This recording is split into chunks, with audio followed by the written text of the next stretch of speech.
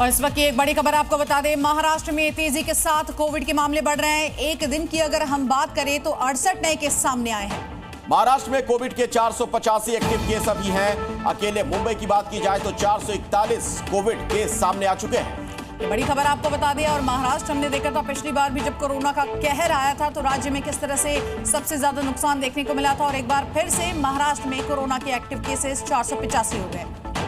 अवैध कब्जे के खिलाफ योगी के बुलडोजर मॉडल के बाद अब मोहन फोर्स का ब्लास्ट मॉडल सामने आ गया है। इंदौर में एक अवैध इमारत को गिराने के लिए यहां पर धमाका किया गया और सिर्फ 5 सेकंड में बिल्डिंग मलबे में तब्दील हो गई। एक धमाका हुआ और 4 मंजिला इमारत मलबा बन गई।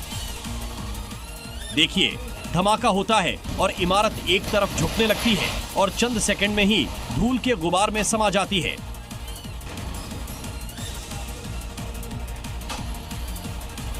सिर्फ 5 सेकंड्स के भीतर पूरी बिल्डिंग को मिट्टी में मिला दिया गया।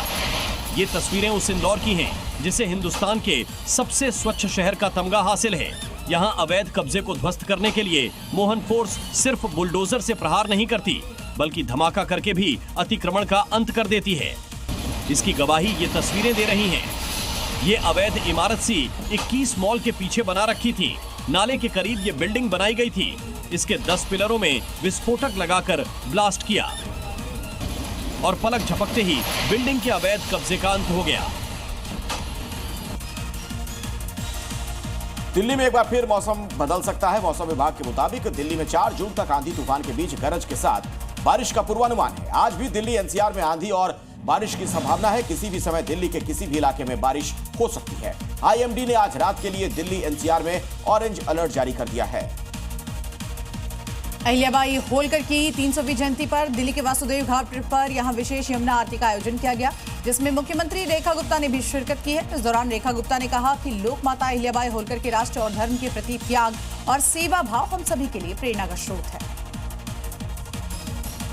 दिल्ली सरकार के 100 दिन पूरे होने पर शिक्षा मंत्री आशीष सूद ने शिक्षा क्षेत्र को लेकर पिछली आप सरकार पर हमला बोला। उन्होंने कहा कि पुरानी सरकार कहती है अगर उनका शिक्षा का बेहतर मॉडल था तो उनके शिक्षा मंत्री चुनाव क्यों हारे। आशीष सूद ने कहा कि हमारी सरकार ने कठोर कानून बनाया और हम फीस माफिया के खिलाफ लड़ाई लड़ेंगे। दिल्ली के तिलक नगर मार्केट में एमसीडी दस्ते ने बड़ी कार्रवाई की है और मार्केट में हो रहे अतिक्रमण को हटाया। इस दौरान लोगों ने प्रशासन की इस कार्रवाई का विरोध किया। हालांकि प्रशासन अपना काम करता हुआ नजर आया। इस दौरान एमसीडी सहित नगर निगम और दिल्ली पुलिस के कई जवान भी मौके पर मौजूद रहे।